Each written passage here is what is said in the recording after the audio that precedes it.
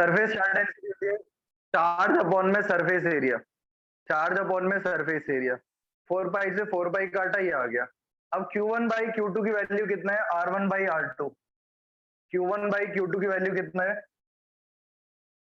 अरे भैया, हाँ ठीक है, R1 बाई R2 इंटू में R2 स्क्वायर अपॉन में R1 स्क्वायर। R1 से R1 कटेगा एक, R2 से R2 कटेगा एक, आंसर आएगा R2 by R1 sigma 1 upon में सिग्मा 2 बराबर आ गया R2 बाई R1। इसका मतलब ऑप्शन नंबर 2 सही है। समझ गए क्या?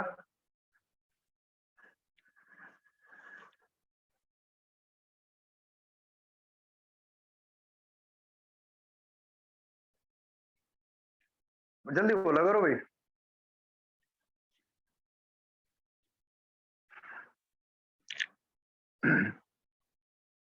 अच्छा एक बात बताओ, ये यहां से जो हमने फाइनल रिलेशन निकाला है, इस रिलेशन से सिग्मा और आर का क्या रिलेशन है? डायरेक्ट या इनवर्स? इस रिलेशन से, मान लो क्वेश्चन मैंने करा दिया तुम्हें, इससे तुमने सीखा क्या? सिग्मा और आर का रिलेशन कैसा है? डायरेक्ट रिलेशन है कि इनवर्स रिलेशन है? बताओ। इनवर्स। इनवर्स, अच्छा। और कोई? ठीक है, और कोई? ठीक है, आपने शायद ऐसे आइडिया लगाया होगा कि सर ये 1 वाला इसका ऊपर है लेकिन रेडियस उसकी नीचे है ना? यही तो सोच के बोला होगा तुमने, सर ये 1 वाला तो ऊपर है, इसकी रेडियस नीचे है, ये 2 वाला नीचे है, इसकी रेडियस ऊपर है। तो ये तो इनवर्स रिलेशन हुआ सर, है ना? अगर ये इनवर्स रिलेशन हुआ, इसका मतलब sigma is inversely proportional to R हुआ, है ना? Sigma is inversely proportional to R हुआ, ठीक है? तो जहां पर रेडियस कम है वहां पर सरफेस चार्ज डेंसिटी ज्यादा होगी। जहां पर रेडियस कम है वहां पर सरफेस चार्ज डेंसिटी ज्यादा होगी। सारे एग्री करते हो इस बात से? तो इसका स्क्रीनशॉट ले लो। क्वेश्चन पूछता हूं आप लोगों से, पेज नंबर 4 या 5 शायद। स्क्रीनशॉट लो, एक क्वेश्चन का आंसर देना।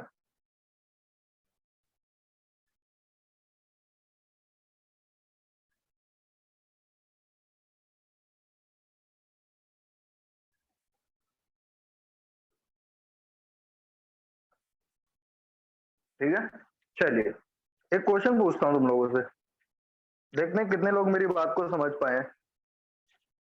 देखो भाई, मान लीजिए भाई अंशिता, बप्पन भाई, सीधी सी बात, क्वेश्चन ये है, एक कंडक्टर है जो बहुत ही अजीबोगरीब शेप में है।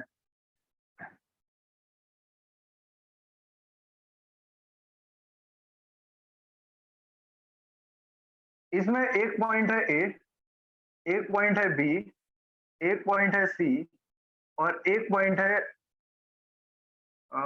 उसको और एक पॉइंट है डी। एक ए है, एक बी है, एक सी है, एक डी है। बड़े बना देता हूं पॉइंट्स, बी, ए, डी। मेरा क्वेश्चन ये है, अगर इस कंडक्टर को, ऐसी शेप वाली कंडक्टर को हम चार्ज देते हैं, चार्ज देते हैं ना, चार्ज देते हैं, तो कौन सा ऑप्शन करेक्ट होगा? सिग्मा ऑफ ए बराबर होगा सिग्मा ऑफ बी बराबर होगा सिग्मा ऑफ सी बराबर होगा सिग्मा ऑफ डी। दूसरा option, sigma of A is greater than sigma of B is greater than sigma of C is greater than sigma of D.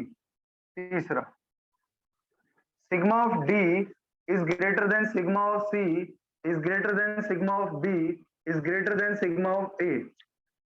चौथा option, sigma of A बराबर होगा sigma of B greater than होगा sigma of D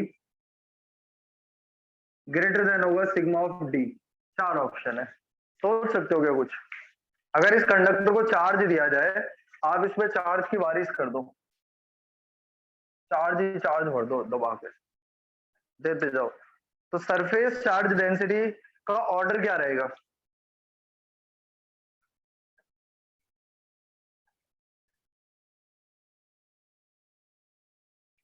सोच के बताओ भाई। चलो ये बताओ सबसे ज्यादा कहां पर होगी?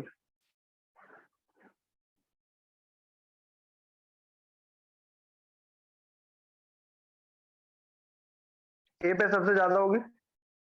कैसे पता चला? शायद अगर तुमने ए बोला है तो क्यों बोला है?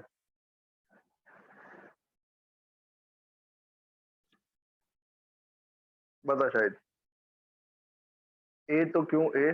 कारण बता ना। क्योंकि मैंने अक्कड़ बक्कड़ बम्बे बोल करके देखा था और मेरी उंगली ए पे ही रुकी। ऐसा तो नहीं सोच रहा तू कहीं?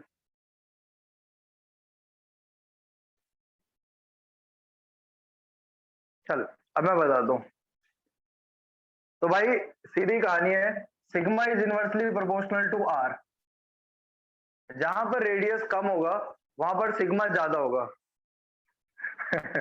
अच्छा देख जरा, अब ए वाले को देख, ए वाले पे जब आपको कहीं भी कर्वेचर पे रेडियस बनाना हो ना, तो आप क्या करोगे? ऐसे करोगे, ऐसे गोला बना लो, जिस पॉइंट पे भी सर्कल बना। जैसे बी पे बनाना है तो बी का सर्कल कुछ ऐसा बनेगा। मान ले सी पर बनाना है, फिर मान ले डी पर बनाना है।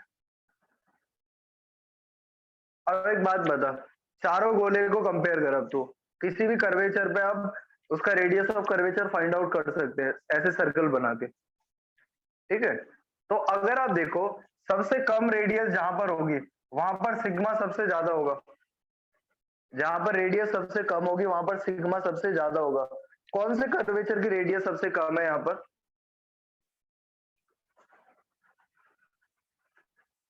ए वाले कर्वेचर की रेडियस सबसे छोटी है। तो ए वाले की रेडियस सबसे छोटी हुई, इसका मतलब ए वाले की सरफेस चार्ज डेंसिटी सबसे ज्यादा हुई। अच्छा, अब ऑर्डर समझ गए आप लोग? बी वाले की रेडियस थोड़ा सा बड़ा है तो इसका सिग्मा कम हो गया, इसका रेडियस और बड़ा है तो सिग्मा और कम हो गया, इसका रेडियस सबसे बड़ा है तो इसका सिग्मा सबसे कम होगा। समझ गए क्या बोल रहा हूं मैं? तो आपका जो ऑप्शन है यहाँ पर वो कौन सा सही होगा? नीट में आया हुआ क्वेश्चन है ये क्वेश्चन तभी कर पाओगे जब आपको ये पता हो कि सिग्मा और आर में कंडक्टर के केस में क्या रिलेशन होता है। अरे सही है भाई। तो ये अपने पास था कंडक्टर की कहानी, कंडक्टर के ऊपर शेयरिंग वाला पार्ट पढ़ा दिया है, ठीक है? कंडक्टर के ऊपर मैंने आपको आपके कोर्स के हिसाब से ये भी करा दिया है ना? इतना करें कंडक्टर में, आपका मतलब जो भी चैप्टर में है ना सब हो जाएगा इससे। प्रेशर निकालना होता है सरफेस पे, उसकी जरूरत नहीं है आप लोग, उसमें जरूरत ही नहीं पड़ती, ठीक है? कंडक्टर की सरफेस पे कितनी फोर्स होगी उसकी भी जरूरत नहीं पड़ेगी। 2 टॉपिक एक्स्ट्रा होते हैं कंपटीशन में, अगर वो भी नीट में नहीं आईआईटी के अंदर, तो इसलिए उसको कर रहे हो ना करो कोई फर्क नहीं पड़ने वाला भी, आपका काम इनसे चल जाएगा। ये सारा बात समझ में आ गई जो मैंने कराया आज वाली क्लास में?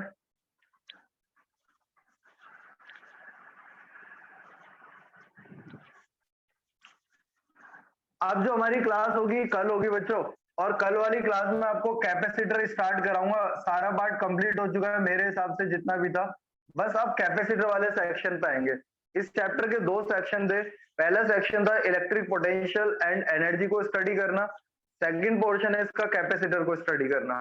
कैपेसिटर क्या होता है, कैपेसिटर के अंदर कितनी एनर्जी स्टोर होती है, किस फॉर्म में होती है, कैपेसिटर का कॉम्बिनेशन किस तरीके से किया जाता है, ये सारा पार्ट हम लोगों को कल वाली क्लास से स्टार्ट करना है। बात समझ गए क्या?